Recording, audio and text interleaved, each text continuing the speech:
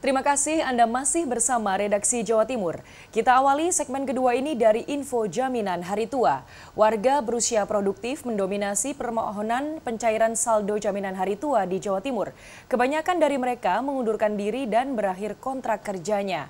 Kebutuhan jangka pendek yang lebih mendesak membuat mereka tidak melihat kebutuhan jangka panjang di hari tua.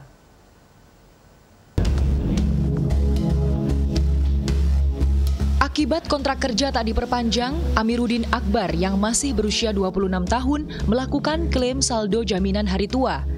Dia membutuhkan dana untuk membayar cicilan dan berjaga-jaga sambil mencari pekerjaan baru. Sebelumnya, dia bekerja di 2 perusahaan retail selama sekitar 2 tahun 2 bulan dan menjadi peserta BPJS Ketenagakerjaan.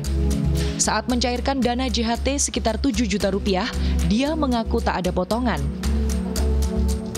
Ya, namanya JHT, jaminan hari tua, sebenarnya saya juga nggak tua ya. Cuman emang kalau dibilang kayak dana cadangan aja sih.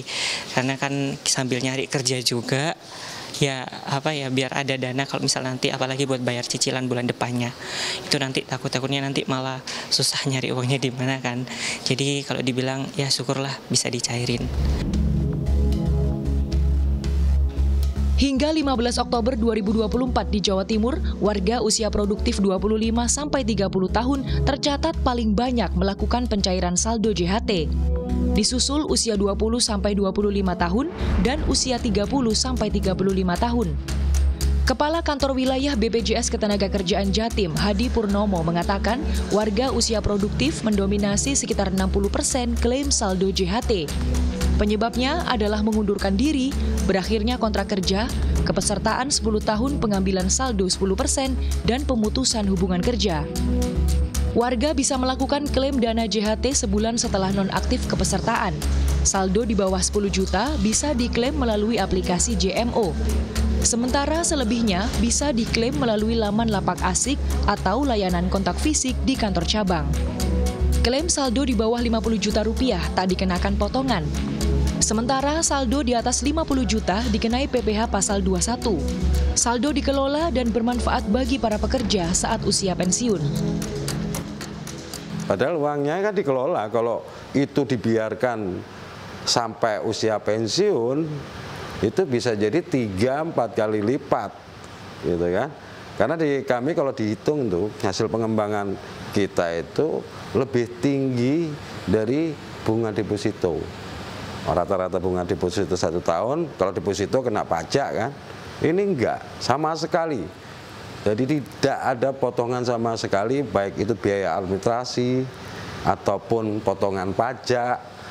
Justru nanti saat klaim, apabila saldonya lebih dari 50 juta, itu yang kena layer pajak. Kalau sampai 50 juta juga enggak ada, 0 pajaknya.